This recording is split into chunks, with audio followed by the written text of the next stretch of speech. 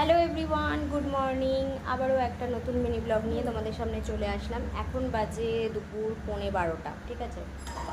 তো এই যে দেখো, এখানে বানানো হয়েছে ফ্রেশ ক্রিম, ঠিক আছে।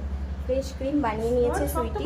কারণ কি, আমরা একটা চিকেন রান্না করব, যেই চিকেনটার জন্য আমাদের ফ্রেশ ক্রিম লাগবে। তো ফ্রেশ ক্রিম বাজারে প্রচুর দাম, তো সেই জন্য ঘরেই বানিয়ে নিয়েছে দুধ, বাটার, চিনি, কর্নফ্লাওয়ার দিয়ে। তো সেই ফ্রেশ ক্রিমটা আজকে রান্নায় যাবে চিকেনে, তো তোমাদের সাথে অবশ্যই শেয়ার করব। আর হচ্ছে এখন দুপুরের মেনুটা কি চলো দেখিয়ে দিই। রাতে যে চিকেনটা করব সেটার জন্য কিন্তু ম্যারিনেশন করে রাখতে হবে। এখানে দিয়ে দিলাম গোলমরিচের গুঁড়ো, আর দেব এখানে দিয়ে দিয়েছি নুন, আর এই যে পাতিলেবুর রস, এইরকম 2 টুকরো পাতিলেবুর রস দিয়েছি। আর এই দেখো এতটা মতন আদা রসুন পেস্ট দিয়ে এটাকে কিন্তু খুব ভালো করে মাখিয়ে রাখবো। এইভাবে কিন্তু মাখিয়ে রেখে দিয়েছি। এইটা দেখো দুপুরের চিকেনটা, যেটা এটার মধ্যে টক দই দিয়েছি, আদা রসুন বাটা দিয়েছি, তেজপাতা, গোটা গরম মশলা, কাঁচা লঙ্কা, এগুলোই দিয়েছি। আর এখন এখানে দিয়ে দেবো একটা টমেটো আর পেঁয়াজ কুচি। এই যে এখানে দেখো একটু ধনের গুঁড়ো ইউজ করলাম, অল্প 1 চামচ মতন, আর অল্প এই যে জিরের গুঁড়ো,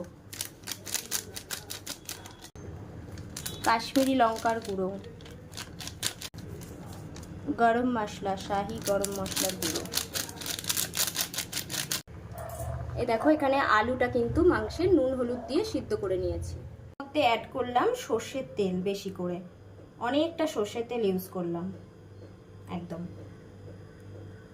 ব্যাস, এরপরে ভালো করে মাখিয়ে নেব। এই যে দেখো এখানে কিন্তু সব কিছু দিয়ে ভালো করে মেখে নিয়েছি। আর একটা জিনিস মিস করে গেছি, যেটা হলো হলুদ, যেটা ছাড়া রান্নায় কালারই ভালো আসবে না। তো এই কারণে 2 চামচ হলুদ দিয়ে দিলাম। এবার ভালো করে মাখিয়ে নেব।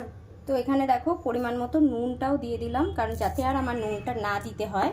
তো অনেকটা নুনও দিয়ে দিলাম একবারে। এবারে ভালো করে মাখিয়ে কিন্তু আমি চিকেনটা বসিয়ে দেবো।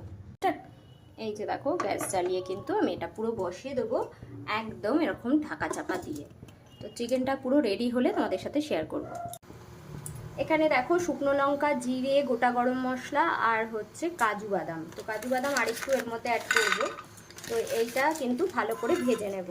ওদিকে যতক্ষণে চিকেনটা হচ্ছে ততক্ষণে কিন্তু আমি এটা রোস্ট করে নিচ্ছি। আর এটার মধ্যে কিন্তু একটু কসুরি মেথিও অ্যাড করেছি। এদিকে দেখো রাতের চিকেনটার জন্য কিন্তু বাটার আর সাদা তেল গরম করে পেঁয়াজ ছেড়ে দেওয়া হচ্ছে, ভাজা হবে।